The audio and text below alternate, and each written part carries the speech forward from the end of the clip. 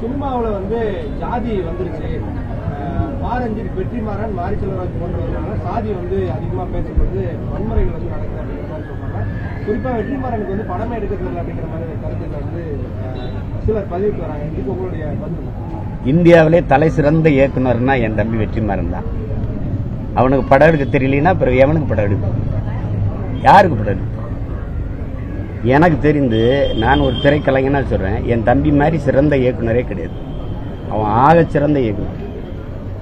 அதுபோல் இப்போ ஏதாவது பேச்சுக்கிறது இவங்களுடைய வருகைக்கு பிறகுதான் ஜாதிங்கிறதே வந்து இருக்கா இல்லையா?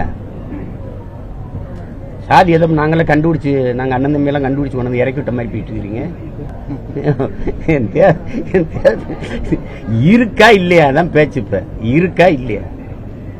மேல் பாதியெல்லாம் போகலையா நீங்க? எதையாவது பேச்சு விடு.